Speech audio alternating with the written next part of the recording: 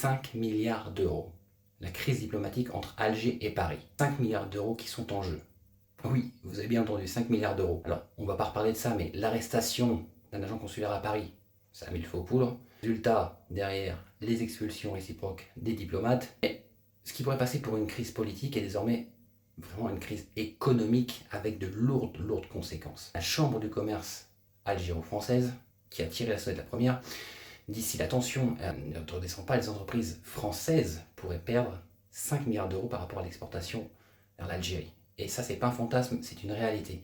En 2024, la France avait exporté pour 4,8 milliards d'euros. Et c'est pas rien ça. Hein. Mais je dirais que le plus ironique dans cette affaire, c'est les autorités elles-mêmes qui ont déconseillé aux chefs d'entreprise français de se rendre à Alger. Résultat, le PDG, donc Rodolphe Sadé, PDG de la CGM, n'est pas venu. Et le CREA, le Conseil du renouveau économique algérien dont je suis membre, a tout simplement annulé sa visite officielle en France. Alors, effectivement, on parle ici d'un manque de cohérence totale. D'un côté, on prétend vouloir renforcer les liens économiques, ok, et de l'autre, on sabote les ponts commerciaux qui tiennent encore. Donc moi, qu'est-ce que vous en pensez de tout ça? Parce que pendant que la France recule, d'autres pays avancent. Et c'est vrai.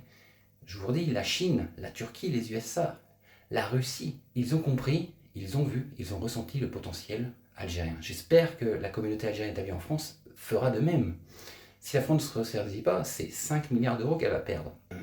Moi je dis qu'aujourd'hui, une fois de plus, l'avenir, il est de l'autre côté de la rive. Aux Algériens, Algériennes, une Algérie grande, belle, magnifique, par vous, avec vous, pour vous. Voilà. Donc, faut y aller. Aller prospecter, aller chercher, aller regarder en conscience pour pouvoir voir ce qui s'y passe et aujourd'hui envisager un avenir en Algérie parce qu'il y a du potentiel, une terre vierge et je vous invite à